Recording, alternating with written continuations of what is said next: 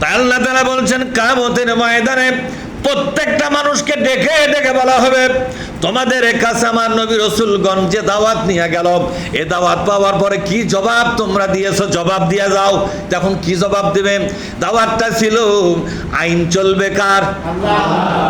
এই আন্দোলনের পক্ষে যারা, তারা তো বলবে লাব্বাইক আল্লাহ লাব্বাইক, ওগো আল্লাহ হাজির, আমরা বাংলাদেশে এই আন্দোলনটাই করেছি নবী শূন্য দুনিয়া, কি শূন্য জোরে কন, নবী শূন্য দুনিয়ায় এই আন্দোলন করেছি যাতে করে বাংলাদেশে তোমার কিতাবটা কায়েম হয়, তোমার কিতাবের শাসনটা কায়েম হয়।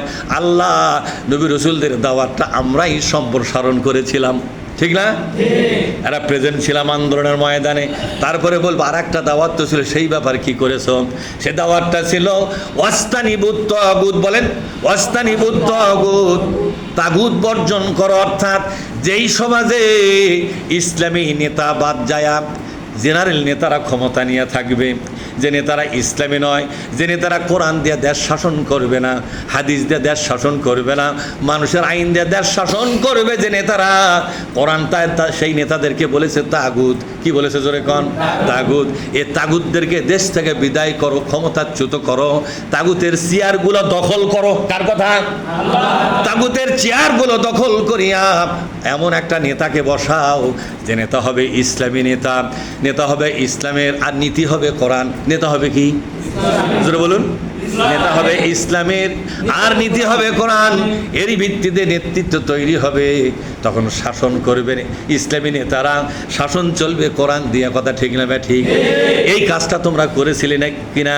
যারা নাকি ওই নেতাদেরকে বাদ দিয়া ইসলামী নেতাদের এই পিছনে এসে আন্দোলন করলো কোরআন কায়েমের জন্য, বলেন তো এই দুইটা কাজের জন্য তারা কি জবাব দিতে পারবে কি পারবে না? আর যারা এই রকম আন্দোলনে থাকলো না, তার পরকালে কি জবাব দিবে?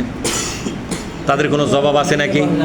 তাদের কোনো জবাব নাই। সেই কথা আল্লাহ তাআলা বলছেন, ওরা তো জবাব দিতে পারবে না। ওরা জবাব না দিয়া ওরা ব্যাককেল হয়ে যাবে। ফামিয়াত আলাইহিমুল আমবাউ ইয়াউমাইযিন ফাহুম লা ইয়াতাসাআলুন। আল্লাহু আকবার।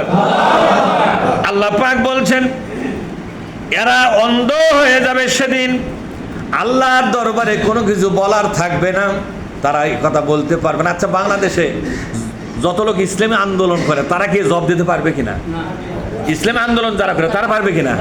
আল্লাহ আমরা এই কাজে ছিলাম, আমরা নবী রাসূলের দাওয়াতের জবাব দিয়েছি নিজেদের দুইটা কাজের মাধ্যমে। কয়টা কাজ?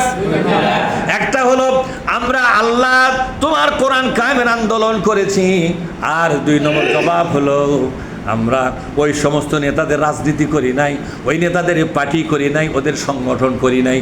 কথা বুঝেননি? আমরা সংগঠন করেছি ইসলামী নেতাদের সাথে থাকে, ঠিক না? তাহলে জবাবটা দুইটা পজিটিভ না নেগেটিভ হলো? কিন্তু যারা এই কাজটা করে নাই, অন্য রাজনীতি করেছে, অন্য দল করেছে, অন্য পার্টি করেছে, আর অন্য নেতা নেত্রীর পিছনে দৌড়ালো যারা, তাদের কি হবে? আল্লাহ নিজেই বলেছেন, শোনো তাদের কি অবস্থা হবে। আল্লাহ যেই প্রশ্ন করবে ওরা বলবে ফামিয়াত আলাইহিমুল আমবাউ ইয়াউমাইযিন ফাহুম লা ইয়াতাসাআলুন। আল্লাহর কাছে জবাব দেওয়ার কোনো উপায় থাকবে না, লা জবাব হবে। যখনই লা জবাব হবে, আল্লাহ পাক বলছেন সাথে সাথে আমি তাদেরকে গ্রেফতার করে জাহান্নামে দিয়ে দেব। কোথায় দিয়ে দেব? ফাখুজুহু, ওকে ধরো, ফাগুল্লুহু, ওর গলায় বেরি ভরাও, সুম্মাল জাহিমা সল্লুহু। আল্লাহ পাক বলেন খুজুহু, লোকটাকে ধরো, কোনো জবাব দিতে পারে নাই। তার মানে হলো এই দুনিয়াতে নবী রাসূলের দাওয়াতের কোনো গুরুত্ব লোকটা দেয় নাই। কথা ঠিক না? সে ভিন্ন রাজনীতি করেছে, আজকে নিরুপায় হয়ে নীরব হয়ে বসে আছে।